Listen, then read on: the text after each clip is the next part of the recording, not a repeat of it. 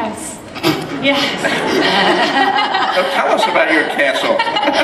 Well, it's definitely not Winterfell. Definitely not that.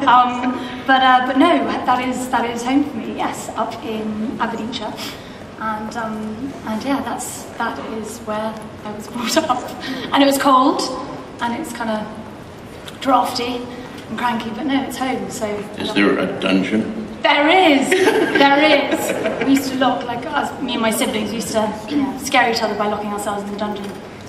It's horrible. Hide and seek would last for days. Stuck in the dungeon.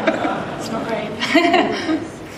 But as I understand it, you don't inherit the castle because you have an elder sibling. Oh no, that goes to my big brother. Yeah, he gets that burden. But you know, if something should happen to those siblings, could you take care of that for me? That'd be fantastic. maybe we should shoot some scenes at your castle. A big location.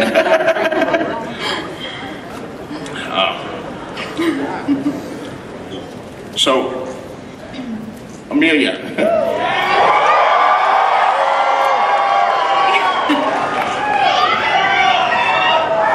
You were here last year. You're the only one who was bold enough to come back. We scared off the rest of them. I know. And you said last year that your life had not changed because no one recognized you without your Danny tresses when you walked in the street. Is this still true a year later? It's kind of moved on a little bit. Yes, a little bit. A little bit? A little bit. Occasional person recognizes you? Yes, definitely. But when it happens, it really happens. Okay. Like what? When you get stopped at airports or something? No stopping at airports. But I was in a department store.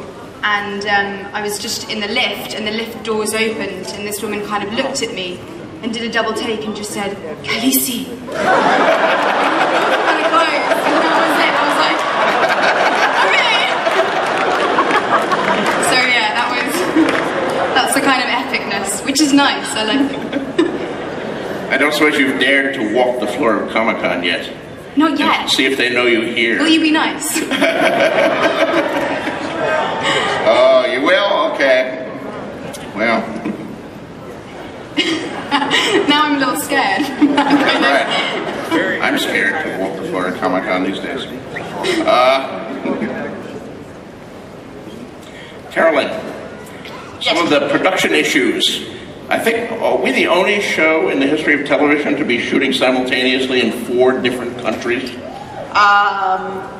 I don't know for sure because my encyclopedic knowledge of TV is a little rusty these days, but I would probably put some money on it. So what is that like for you and David and Dan trying to wrangle? I believe we have the Wolf unit shooting in Belfast primarily, and the Dragon unit shooting this season in Morocco and Croatia, and we have the Freeze Your Ass unit shooting in Iceland.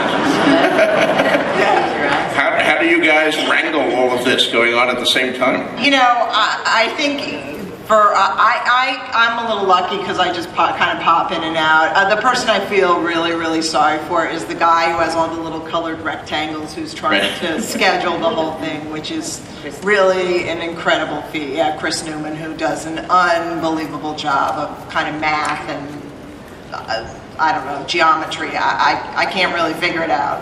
But it is a real Herculean task to get all these guys where they need to be, along with the grips and the, electricians and everybody. I mean, it's a phenomenally difficult show to do, but everybody seems to pull it off. We have an amazing crew and these guys, and yeah, it's pretty hard. Okay. Really hard. Well, it's an amazing job, I think. So, Alfie. Yes. I understand you died this season. What? I understand you died. You hear I'm dying? Oh, I don't know, George. I'm the last. But yeah, we'll see what happens. Last season, second season, you died. I don't know, George. I just don't know. I'm kind of. It's all a mystery to me. So I'm just hoping.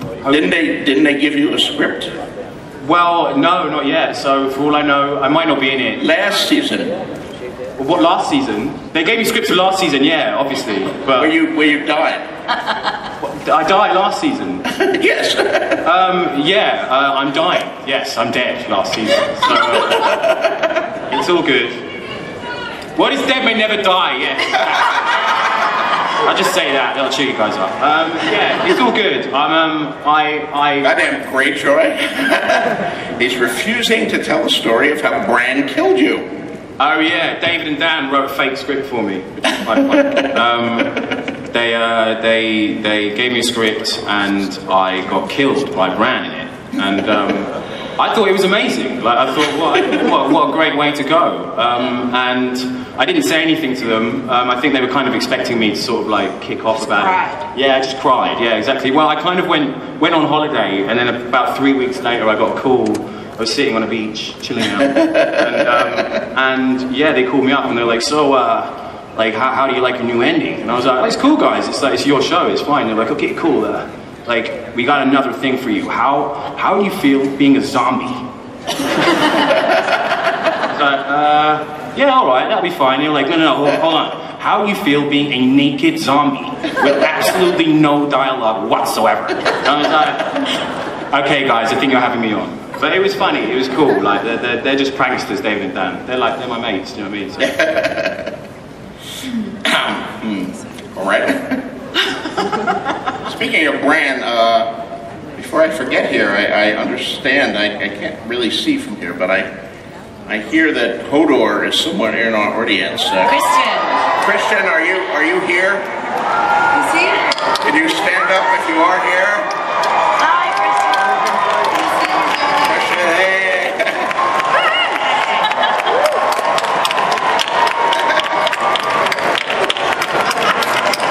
Christian Nairn plays Hodor. He's still learning his line. he's polishing it all the time, but I did notice in the last shot of the season he seems to have moved Bran into a cart. Isaac stubbornly keeps on growing, and so far he may wind up being bigger than Christian by the end of the show if he keeps going at the present rate, which would be a challenge. Rose. Yes. Your previous show was Downton Abbey. Where you played a very different sort of character. Very different character, yeah. So, I can't help but wonder what would happen if Gwen and Ygritte, changed places. How would Gwen do Beyond the Wall? And what would Ygritte do at Downton Abbey? Yeah, I think Ygritte at Downton Abbey would be far more entertaining than Gwen Beyond the Wall. I think Gwen Beyond the Wall would probably die pretty quick. I don't think she'd be able to survive that. But yeah, Ygritte in Downton would be hilarious. The trays and making beds. Don't think she'd be very good at it. I don't think she'd go for that whole tugging your forelock kind of stuff, though. With the, the free speech and all that stuff. No, exactly. Yeah. Exactly. Michelle, I know a lot of fans have been thrilled this season by some of the work you did with Natalie and with Brienne, with Gwendolyn Christie. Oh, lovely Gwen, yes. Yeah, how was working in some of those scenes? They were great, George, because they're so well written, courtesy of yourself and David and Dan and the guys. And Gwen's just brilliant. She wants to get stuck in, and she's got so much armor on as well. That is, like, a lot of her scenes are fighting scenes, swords and things like that. But she's already carrying, like, so much extra weight through this, because the armor it's not fake or foam, it's actually real metal, and then underneath it they have like iron chains as well, so that it's all very authentic.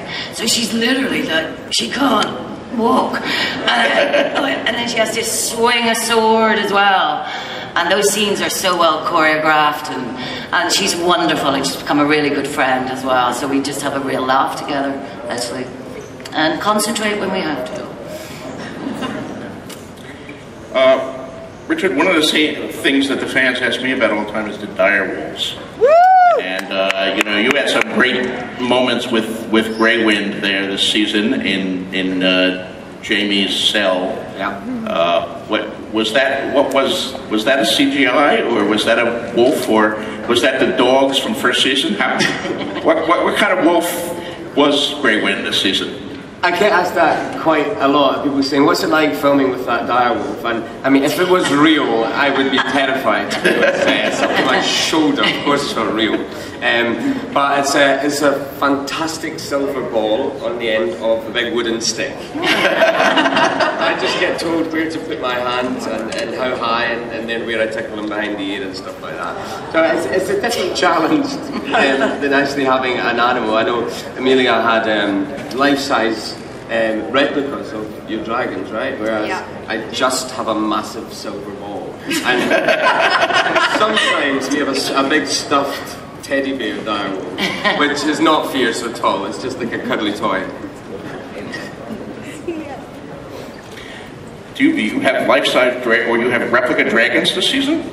When we Not the little fluffy green balls that you had the first season? No, that was just for season 1 I had a kind of a lime green sausage, really. Right. Which they really strictly put a face on for me. But it had glowing eyes. Pardon? It had glowing eyes, I remember seeing it. Yes. Exactly. And then in season 2 we had, for the camera rehearsals, we had, life-scale dragon models that I got very protective over. And kind of in there, when we weren't filming, it would sort of be sound. Alarming. So, you had some great stuff in the House of the Undying this season. Yeah. You finally got to see the throne room? Yes. I was saying, it was amazing getting to film there, because I don't get to. I don't get to be anywhere near there, so it was really fun to kind of, to go in and sort of get so close to the throne. And we saw the dream return of Khal Drogo and your baby. I know, my Khal. How was that working with that? It was amazing. It was incredible. It was just so wonderful. It was so wonderful. Walking into the tent, it was like coming home. It was, And the baby? And the baby, yeah. It was, quite funny, because I'm actually her kind of surrogate aunt. She's called Ren. She's beautiful. And she didn't really like filming with me. So that was, I was quite impressed that they managed to get as many shots as they did. And she also liked to break wind quite a lot. Which was good for the focus. Yeah. But we finally got to see it, so exactly. Important thing, yes. Yeah. So yeah. Did you like Karth? Yeah. Dubrovnik, it was all shot in Dubrovnik. Dubrovnik was amazing, so beautiful. Croatia's just incredible, absolutely incredible. Yeah, I really, really loved it. All right, well, why don't we throw this open? I know many of you have questions, and we can take a few of them before our hour is up. So we have microphones, and here we go.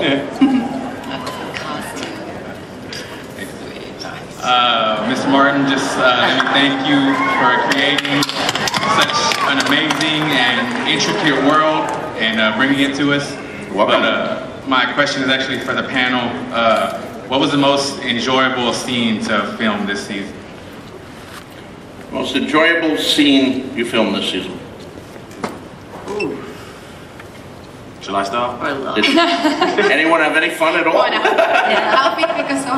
I liked my last scene. I really enjoyed doing that. It was the sort of speech. And it was funny, it was good. Sort of getting knocked out, it was great. But yeah, that was definitely my most enjoyable scene. I just sort of laughed the whole vibe of it. And when David and Dan gave it to me, I was just so excited. So you like getting hit in the head very hard, better than all the naked sex scenes with the hot women. Well, it's more the acting, George, you know. Like that. As a professional. Yeah. But yeah, no, I mean, if you want me to say that, yeah, I love having sex on TV. It's brilliant. Anyone else? Oh, I loved working with Richard. Because last year I had a lot of scenes with Richard, and we seemed to live in a tent. So